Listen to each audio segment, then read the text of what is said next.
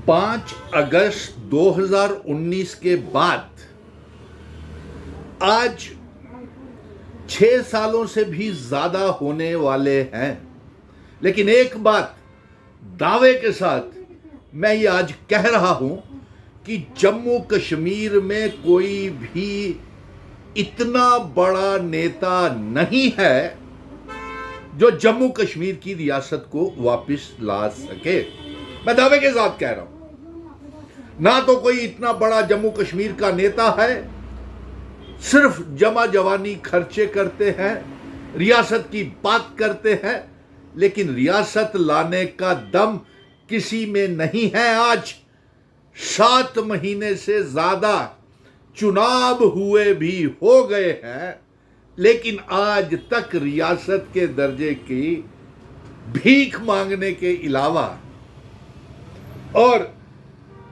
Resolution, special status के, statehood के, बार बार गुजारिशें, मिन्नतें, भीख मांगने के बाद भी यह साबित हो गया है कि जम्मू कश्मीर के किसी भी नेता में इतना दम नहीं है कि वो रियासत का दर्जा वापस ला सके। हां, एक जंग जम्मू के डोगरा बेटे ने 5 अगस्त 2019 को शुरू की थी। तमाम कश्मीर के नेताओं को, लीडर्स को, पॉलिटिकल पार्टीज को, जिन्हें जम्मू में घुसने नहीं दिया जाता था, उनके पुतले जलाए जाते थे, उनके पार्टी वालों के दफ्तरों के बाहर पुतले और धरने किए जाते थे, जम्मू में आने नहीं दिया जाता था। ऐसे नेताओं को जम्मू में आने के लिए मिशन स्टेटहुड ने रास्ता बनाया, जम्मू के डोगरा बेटे ने रास्ता बनाया और एक ऑल पार्टी मीटिंग के तहत तमाम पॉलिटिकल पार्टीज को, चाहे वो कांग्रेस हो, नेशनल कॉन्फ्रेंस हो, पीडीपी हो, तमाम पॉलिटिकल कश्मीर के नेताओं को, ये पहले गुपकार बना करके बैठे हुए थे, उस गुपकार को हमने कहा वहां छोड़िए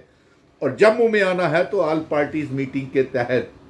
एक जम्मू का डोगरा बेटा जंग रियासत के दर्जे की लड़ रहा है और सड़कों से लेकर के सुप्रीम कोर्ट, जेलें,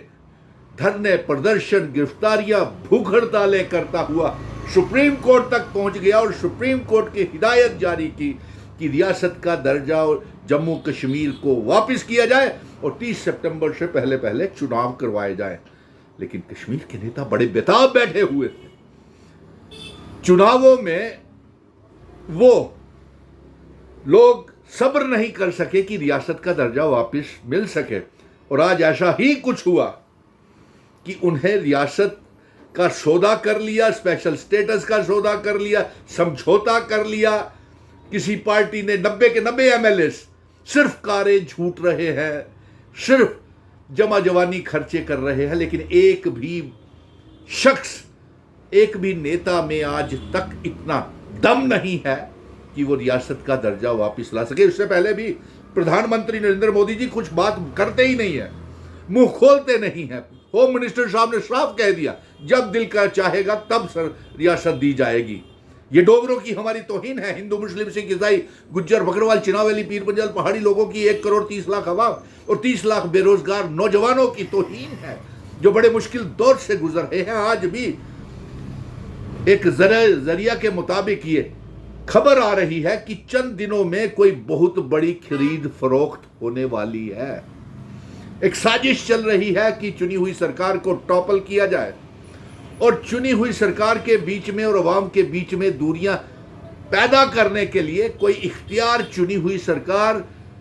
को पास नहीं है। उसे तंग किया जा रहा है, रोड़े अटकाए जा रहे हैं, लेकिन चुनी हुई सरकार को भी दम रखना चाहिए। भीख मांगने से यह साबित हो गया है कि आने वाले 10 सालों में आपको रियासत मोदी जी नहीं देंगे, नहीं देंगे, नहीं देंगे। और दूसरा, एक और इनका ऑपरेशन लोटस चल रहा है कि वो जल्द ही जम्मू कश्मीर में खरीद फरोख्त, हॉर्स ट्रेडिंग का साजिश शुरू कर रहे हैं। और उनका यह भी कहना है, भारतीय जनता पार्टी के अंदरूनी लोगों का यह भी कहना है, आज नेशनल कॉन्फ्रेंस बीजेपी के साथ अलायंस कर ले, शाम को रियासत वापस मिल जाएगी। यानी कि उनका ये साफ कहना है कि मोदी जी के साथ अगर डॉक्टर फारूक अब्दुल्ला, उमर अब्दुल्ला साहब गठबंधन कर लेते हैं तो वो शाम को ही रियासत दे देंगे। और सियासी पंडितों का यह भी कहना है कि हॉर्स ट्रेडिंग की योजना पूरी हो रही है। 12 से 18 के बीच में एमएलएज वो इनके संपर्क में हैं। और इसके साथ साथ उनका ये भी कहना है कि अब पीडीपी भी धीरे धीरे अल्ताफ बुखारी ऑफिस, सज्जाद लोन, मीरवेज उमर फारूक के ज़रिए भी कुछ और ऑपरेशन लोटस चलाया जा रहा है। लेकिन आज जो दिल दुखी हो रहा है, मैं दावे के साथ कह सकता हूं कि इनमें से एक भी जम्मू कश्मीर के नेता में दम नहीं है कि वो रियासत का दर्जा वापस ला सके, क्योंकि उन्होंने कुर्बानी नहीं दी, साजिश और कोई भी सेक्रीफाइसेस नहीं की। जिस तरह मिशन स्टेटहुड ने ये मंशूर बनाया था कि जब हमें रियासत का दर्जा, स्पेशल स्टेटस, आर्टिकल 370, जिन शर्तों के ऊपर हमारे डोगरा महाराजा हरि सिंह जी, हमारे बुजुर्ग जो इस सेशन इल्हाक जम्मू कश्मीर, लद्दाख, पीओके, गिलगित बल्टिस्तान का सेशन भारत के साथ करके गए हैं, वो वाली हमको रियासत वापस चाहिए। और प्राइम मिनिस्टर साहब के पास भी 18 बड़े नेता, कुछ तो डेलीगेशन में गए हुए हैं, साहब का चीफ मिनिस्टर्स, कई बड़े बड़े नेता, डिप्टी चीफ मिनिस्टर, बीजेपी के भी बड़े बड़े डिप्टी चीफ मिनिस्टर और ये चीफ मिनिस्टर्स गए थे। उन्होंने भी 5 अगस्त 2019 के बाद जब ब्रिटानिया बिस्किट की टी पार्टी मोदी जी ने की थी,